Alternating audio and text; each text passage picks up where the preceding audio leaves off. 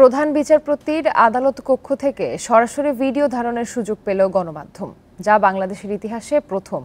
ব্যক্তিগত YouTube, Facebook channel নয়, শুধু টেলিভিশনে প্রচার করার শর্ত দেওয়া হয়েছে। প্রধান বিচারপতির এজলাসের নতুন রূপ সবার সামনে তুলে ধরতেই এ সুযোগ। নগদে 500 টাকা বা তার বেশি পেমেন্টে পেতে পারেন ঢাকায় জমিসহ 20 কোটি টাকার পুরস্কার। গত 23 মার্চ প্রধান বিচারপতির এজলাসের ছাদ থেকে পানি পড়ছিল।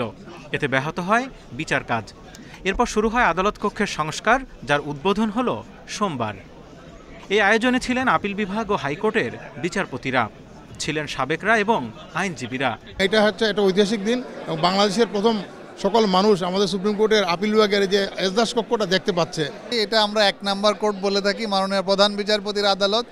এই আদালতে সারা দেশের মানুষের যারা বিচারপ্রার্থী মানুষ, তাদের জন্য এখান থেকেই ন্যায় বিচার নিশ্চিত করা হয়। সুসজ্জিত এই আদালত কক্ষে রয়েছে বিদেশি ঝাড়বাতি ও উন্নত শীতাতপ নিয়ন্ত্রিত ব্যবস্থা। মামলার তালিকা দেখা ও বিচারের প্রয়োজনে বিভিন্ন ভিডিও ফুটেজ দেখতে সংযুক্ত করা হয়েছে 4টি মনিটরও।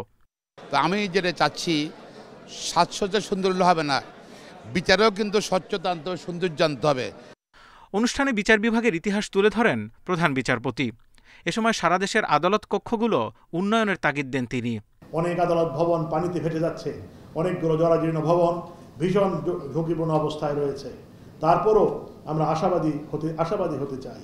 অধস্তন আদালতগুলোতে স্বচ্ছন্দ বিচার প্রক্রিয়া পরিচালনার স্বার্থে এ সকল স্থাপনাগুলোর আধুনিকায়ন ও উন্নয়নের জন্য আমি বিনীতভাবে মাননীয় প্রধানমন্ত্রীর সুবিবেচনা ও সুদৃষ্টি কামনা করছি। বিচার বিভাগের আস্থা ধরে রাখতে সংশ্লিষ্ট সবাইকে দায়িত্বশীল ভূমিকা পালনের আহ্বান জানান প্রধান বিচারপতি। এই প্রথম বাংলাদেশের প্রধান বিচারপতির এই আদালত কক্ষ থেকে সরাসরি সংবাদ সংগ্রহ করার সুযোগ দেওয়া হলো ভিডিও ধারণ করার। তবে প্রধান বিচারপতি কিছুক্ষণ আগে নির্দেশনা দিয়েছেন, আজকের পর আর কখনো এই ছবি ব্যবহার করা যাবে না সামাজিক মাধ্যমে এবং মূল গণমাধ্যমে। প্রধান বিচারপতির এজলাস কক্ষ থেকে জাহিদুল বাশার, ইন্ডিপেন্ডেন্ট নিউজ, ঢাকা।